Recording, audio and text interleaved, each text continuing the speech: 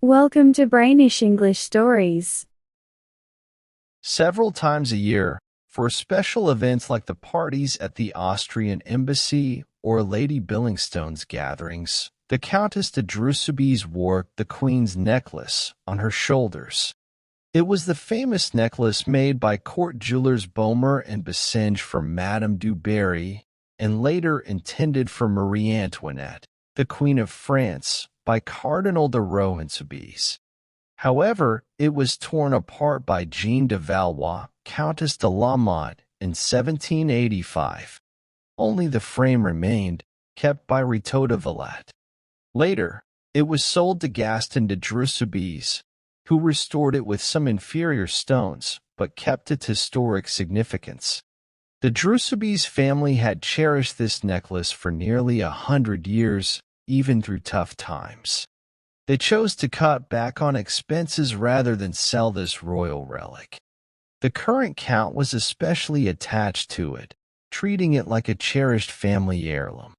He kept it safe in a bank vault and would retrieve it himself whenever his wife wanted to wear it. At a special event at the Palais de Castille, the Countess dazzled everyone with the necklace's beauty. King Christian himself praised her grace and elegance. The diamonds sparkled like fire, enhancing her beauty in a way only she could carry off. After the successful evening, the Count de Dreux was very happy as they returned home to their old house in Faubourg Saint-Germain. He felt proud of his wife and equally proud of the necklace, which had added glory to their noble family for many years. His wife also admired the necklace with childlike delight, reluctantly taking it off her shoulders and handing it to her husband, who admired it as if seeing it for the first time. He carefully placed it in its red leather case with the cardinal's emblem and then went to a nearby room, accessible only through a door at the foot of their bed. There, he hid it on a high shelf among hat boxes and piles of linen, as he had done before. Closing the door, he went to bed. The next morning, he woke up around 9 o'clock, planning to go to the Credit Lyonnais before breakfast. After dressing and having a cup of coffee, he went to the stables to check on one of the horses, which seemed unwell. He had it exercised while he watched. Then he returned to his wife, who was still in their chamber, getting her hair done by her maid. When her husband came in, she asked, "Are you going out?" "Yes, to the bank," he replied. "Okay, that's smart," she said. He went into the cabinet, but after a few seconds, he calmly asked, "Did you take it, dear?" "What?" "No, I haven't taken anything," she replied. "You must have moved it," he said. "No, I haven't even opened that door," she insisted.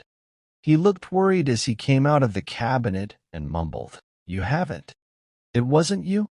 Then."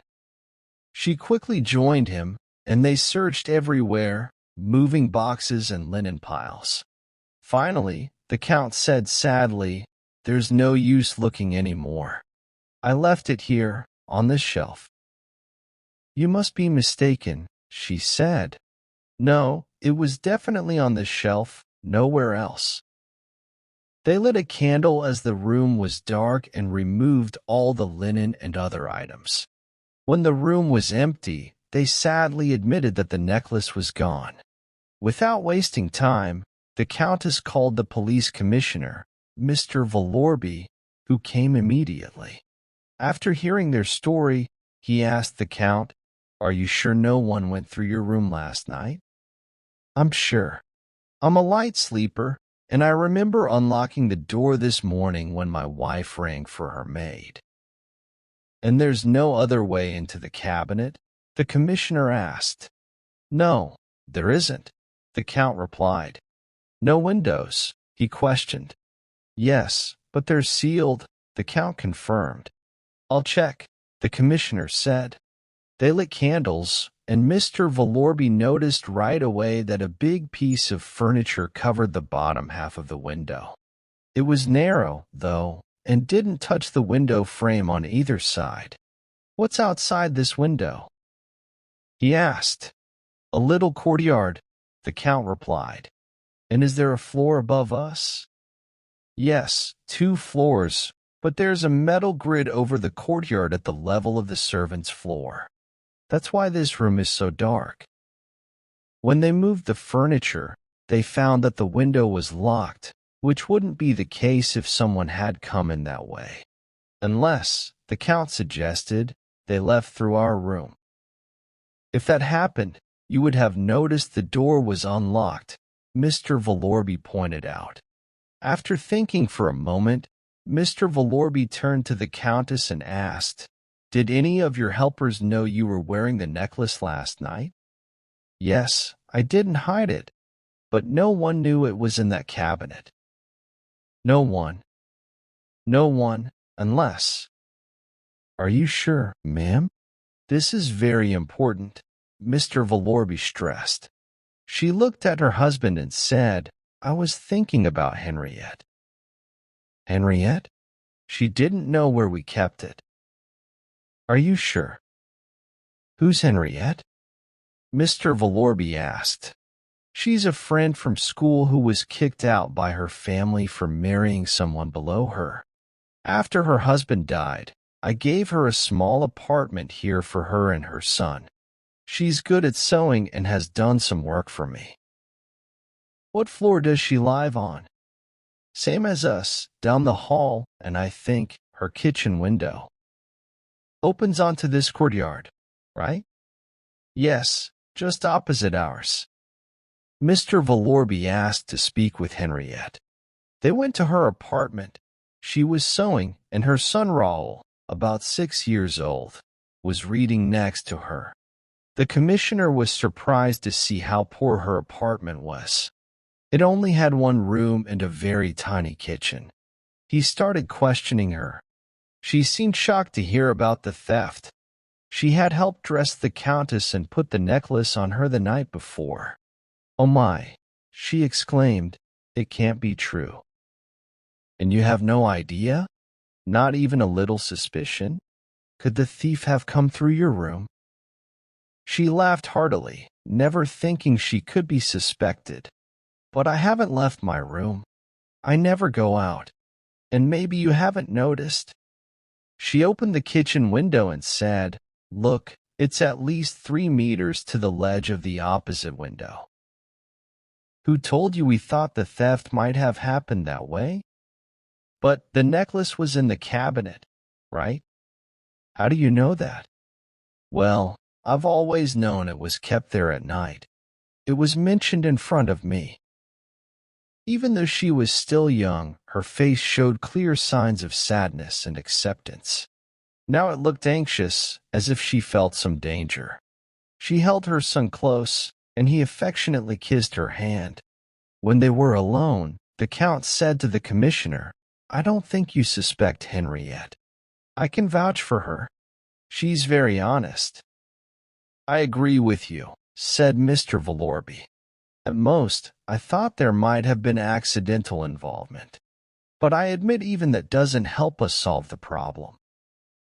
The police commissioner stopped the investigation, which was then handled by the examining judge. He questioned the servants, checked the bolt, tested the cabinet window, and searched the courtyard. But it was all in vain. The bolt was fine. The window couldn't be opened or closed from the outside. They were particularly interested in Henriette, but even after a thorough investigation of her past 3 years, they found she had left the house only 4 times, and each time had a good reason. She worked hard as a maid and seamstress for the Countess, who was very strict with her. After a week, the examining judge hadn't found any more clues than the police commissioner. He said, "Even if we knew who did it, which we don't, we still don't know how. We're facing 2 problems, a locked door and a closed window. It's a real mystery. How could someone get in and out without unlocking the door or opening the window?" After 4 months, the judge secretly thought that the Count and Countess were having financial problems, so they sold the Queen's necklace. He stopped investigating. Losing the famous jewel was really bad for the Drusubis. Without the necklace, they didn't have money to rely on anymore, so they had to deal with tougher creditors and lenders. They had to sell or mortgage everything valuable they owned. It would have ruined them if they didn't receive two big inheritances from distant relatives. Their pride also took a hit, as if they lost something important to their family's reputation. And strangely, they blamed Henriette, the Countess's old school friend. The Countess was very angry with her and accused her openly. First, Henriette was moved to the servants' area, and then she was fired. For a while, the Count and Countess didn't have much excitement in their lives. They traveled a lot. There was only one strange thing that happened during that time. A few months after Henriette left, the Countess got a surprising letter from her. "Madam, I don't know how to thank you. Was it you who sent me this? It couldn't have been anyone else. Only you know where I live. If I'm wrong, I apologize and thank you for your past kindness." The Countess wondered why Henriette was thanking her. She hadn't been very kind to her before. So, she asked Henriette. Henriette explained that she got a letter in the mail with 2 banknotes worth 1,000 francs each. The envelope had a Paris postmark, but the handwriting was disguised. Where did the money come from? Who sent it? And why? Henriette got a similar letter and money again after 12 months. And then again, and again, every year for 6 years. In the 5th and 6th years, the amount was doubled. One time, the post office took a letter because it wasn't registered, but the last 2 were sent properly. The first one was from Saint-Germain, and the other from Cherisons. The person who sent them signed as Anquety and Petchard, but those were fake names. After 6 years, Henriette passed away, and the mystery was never solved.